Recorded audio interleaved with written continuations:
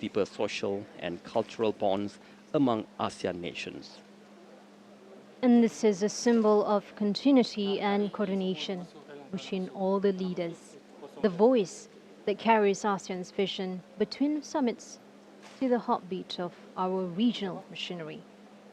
And representing the collective strength of the Gulf, the Secretary General of the GCC, a testament to the evolving and enriched ties between Southeast Asia and the Arab world, bound by common values and shared aspirations. Together, this gathering embodies a rare harmony of East and West, tradition and innovation, diplomacy and development. With every dialogue today, plants the seed for tomorrow's transformation, and every handshake reaffirms the bridges we've built and the ones we are yet to cross. Let this be a reflection and to resolve, because in every milestone we mark, every partnership we strengthen, we are shaping the next chapter of regional and the global innovation for our people, for all of us, and for the next generations to come. And this summit, though formerly ASEAN GCC in structure, now takes on a broader scope with China's involvement, a quiet but profound signal that regionalism today cannot exist in silos. ASEAN is China's largest trading partner, and the GCC, rich in energy and capital, is an increasingly vital partner with China. The convergence of these three blocs points to a multipolar global order defined by connectivity, economic diversification, and diplomatic agility. And China's involvement is expected to complement the goals of ASEAN and GCC member states. In fact, trilateral cooperation is already emerging in sectors such as green energy transition, port and maritime development, halal economy, Islamic finance, and digital infrastructure, all of which are focal points of today's summit discussions. Malaysia as the host extends not just on hospitality, but a massive hope, hoping that this summit becomes a catalyst for a meaningful progress, hoping that policies being discussed today or yesterday in this rooms translate into impactful action, and hoping that the relationships forged today become the real foundations of an even more prosperous tomorrow for the future of all of us. From the corridors of the diplomacy to the streets of our cities, to the halls and rural communities, the decision made here will shape lives across ASEAN and beyond, and together we can make it. And we are now in anticipation as the hall fills with dignitaries and high level officials waiting for the ASEAN GCC China session to officially commence. This is one of the most highly anticipated segments of the summit, bringing together three major regional powers under one strategic platform. The upcoming discussions are expected to deepen economic and political collaboration, enhance interregional connectivity, and lay the groundwork for a more resilient, inclusive, and cooperative Asia-Middle East partnership.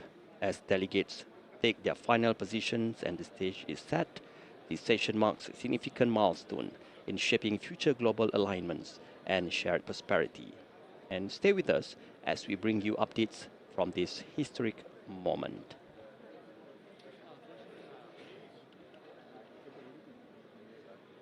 With the ASEAN Summit 2025, we're focusing to economic integration, the crisis in Myanmar, to the South China Sea disputes, and the external partnerships, where a significant focus was on addressing the impact of various tariff hikes.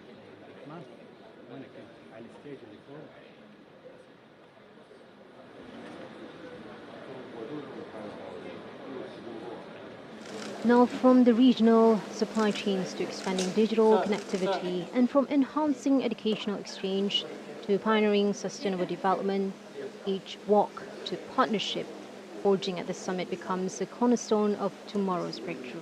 And this is where diplomacy meets design, And this is where policy becomes progress, and we are the witnesses for today's event. And now, in a moment filled with symbolism and significance, Prime Minister Datuk Sri Anwar Ibrahim enters the hall, walking alongside leaders from ASEAN, GCC and China. Their united entrance reflects the growing synergy between these powerful regions, a collective stride toward deeper cooperation, mutual respect, and a shared global vision. The atmosphere is one of the focus and anticipation as these leaders take their places, ready to engage in dialogue that could shape the direction of interregional partnerships for years to come. And as the Prime Minister, Datuk Sri Anwar Ibrahim, engages with the Chinese counterpart, we are witnessing a photography session between all regions, nations that understand the value of dialogue, togetherness, stability, commitment, communication in an increasingly interconnected world where conversations are being met. As the leaders gather for the official photo session, a powerful symbol of strategic alignment, let's acknowledge that this is more than a ceremonial summit. This is a forum that is quietly shaping the future landscape of a global The cooperation. first photo. Allow me to count in 3, 2, 1.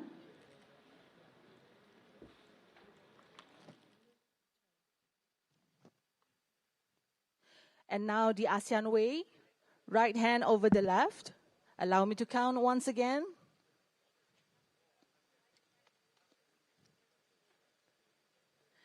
In 3, 2, 1.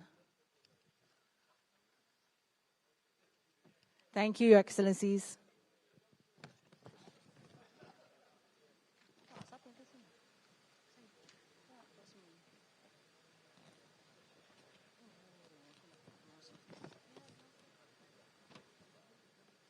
There is more than ceremonial. It symbolizes solidarity, mutual respect, and shared responsibility among ASEAN member states and their partners.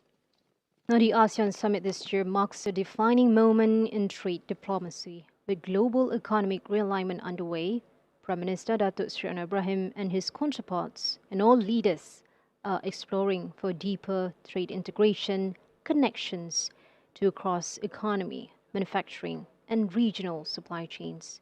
And today, we are witnessing ASEAN.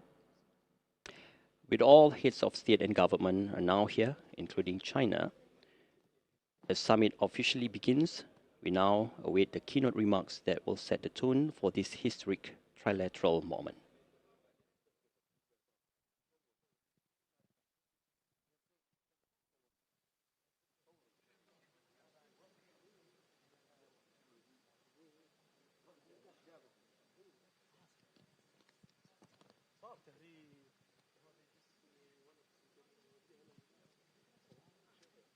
Alongside our regional leaders who are graced by the distinguished presence of the Gulf Cooperation Council GCC friends and partners from the Middle East, whose economic dynamism and diplomatic influence echo across continents. Thank you. Assalamualaikum warahmatullahi wabarakatuh. And a very good afternoon. Your Majesty, Your Royal Highness, Excellencies. On behalf of the government and people of Malaysia and my comrades, ASEAN comrades, I am honored to welcome you to Kuala Lumpur for this historic ASEAN, GCC and China summit. For the first time, ASEAN, the GCC and China come together in this unique configuration. Three partners, each rich in history, civilization, culture, and shared aspirations. Three regions booming, fantastic achievements. GCC, now becoming center for financial strength, AI and digital, and of course, their core pillar, energy. China has transformed not only China, but also regional economy and the international scene with their capacity to embark and affect change and reform, gigantic strides in many areas. First, in terms of effective methods in battling the issue of poverty, very effective.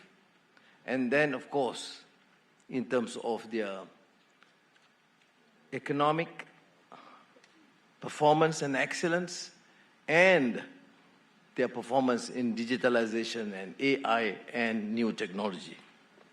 And ASEAN, of course, as I said and repeatedly said in many meetings, the friendly, trust, and working collaboration between countries is unrivaled.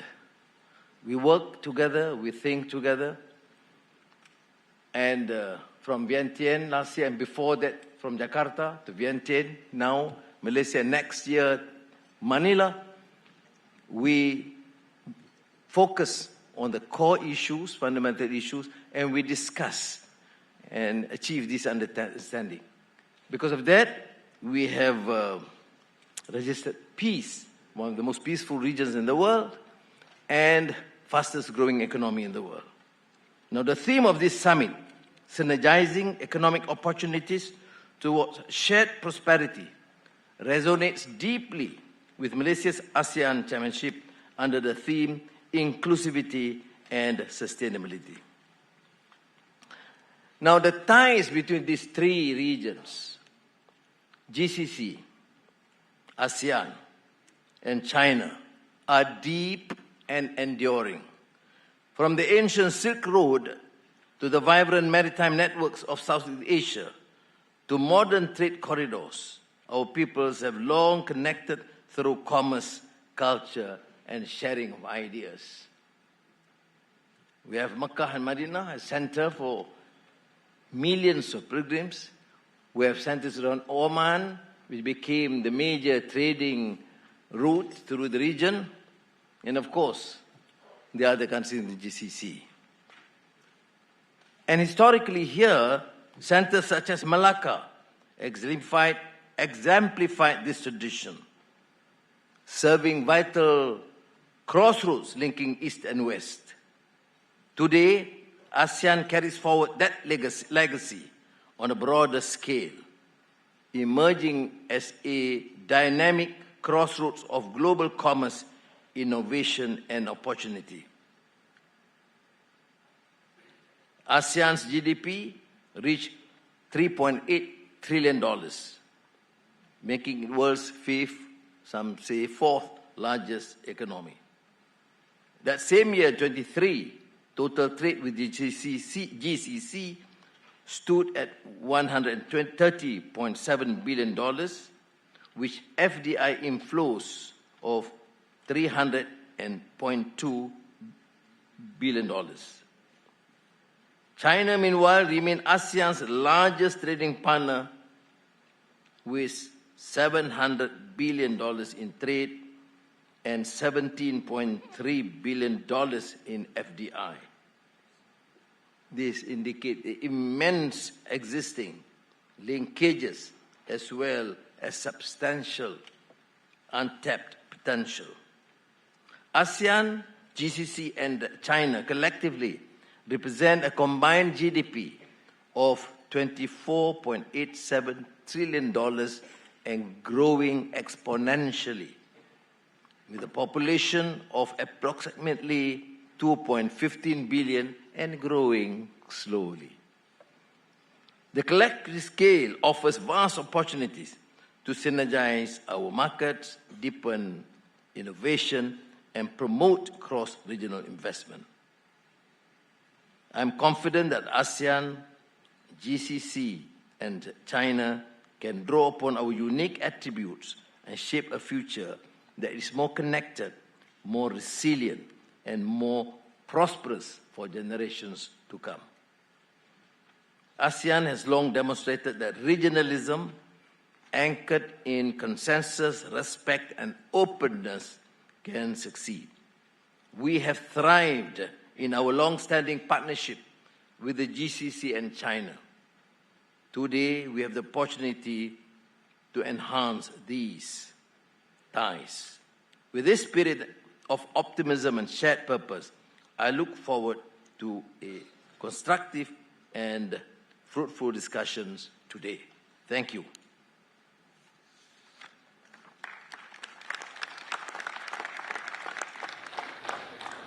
Now I invite His Highness Sheikh Sabah Al Khalid Al Sabah, Crown Prince of the State of Kuwait, which is incidentally one of the first GCC countries who embarked on massive investments into this region.